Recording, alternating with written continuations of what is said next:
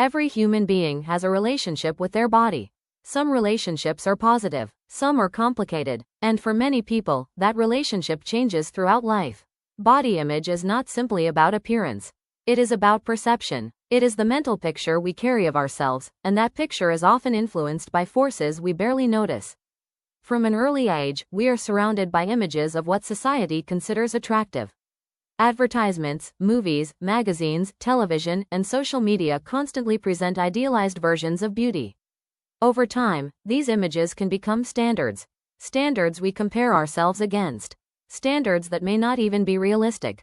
The problem is not that beauty exists. The problem is that many people begin to believe their worth depends on meeting a particular standard. When that happens, self-acceptance becomes difficult. A person may focus on flaws that others never notice.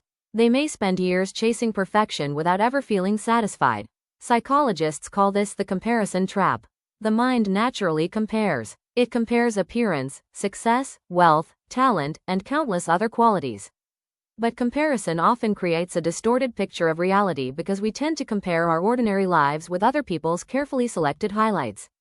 The result can be frustration, insecurity, and a feeling of never being enough. Yet there is another way to view the body. Instead of seeing it as an object to evaluate, we can see it as a record of experience. Every wrinkle tells a story of time. Every scar tells a story of survival. Every change reflects a journey through life. This perspective shifts the focus from perfection to appreciation.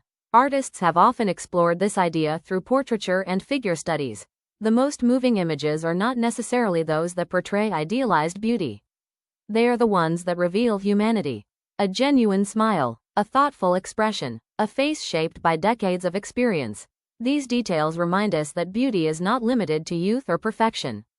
It exists in authenticity. It exists in character. It exists in the unique story each person carries.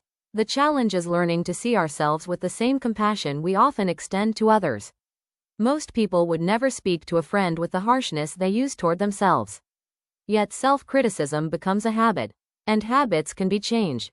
The first step is awareness. The second is understanding that worth and appearance are not the same thing. The next time you look in a mirror, try asking a different question. Instead of asking, "What is wrong with me?"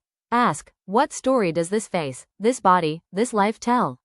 The answer may be far more meaningful than any standard of perfection.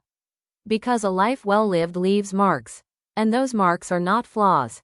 They are evidence that you were here.